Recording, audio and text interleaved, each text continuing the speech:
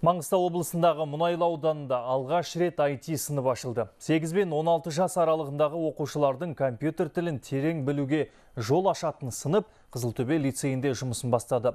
Мұнда жеткіншектер ойындар, анимациялық мультфильмдер жасауды үйреніп, ғаламторда сайт құру тетіктерін меңгеріп шығады. Цифрлы Қазақстан бағдарламасы аясында биыл өңірдің 33 білім ордасында IT сыныптары және өз алдына бөлек IT мектеп ашылмақ.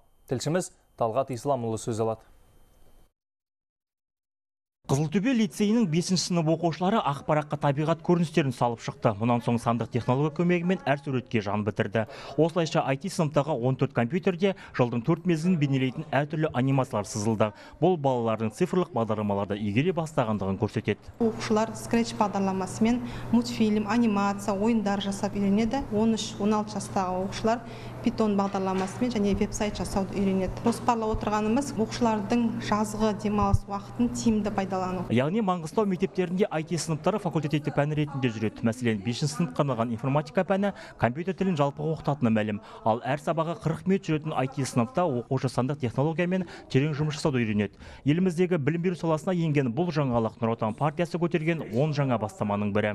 Сол 10 жобаның ішінде біреу осы мына бүкіл Қазақстан бойынша 1000 IT класс ашу, IT сынып ашу. Одан да басқа әлде де 9 жоба бар, бастамалық жоба.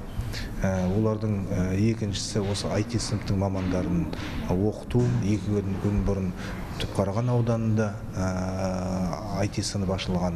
Кеше Қарағай ауданында ашылды, бүгін міне Мұнайлы ауданында ашылып жатыр. Форт Шевченко, Құрық пен Қызылтөбедегі мектептерде IT сыныптарын ашуға демеушілер қаржы жұмсалған. Жаңа оқу жолында аймақта тағы 30 IT сыныптары қолданысқа берілмек. Сондай-ақ мамандандырған экономикалық лицей базасында IT мектеп ашу жоспарда тұр. Талғат Исламұлы, Саламат Бекбаев, Маңғыстау облысы, Хабар 24.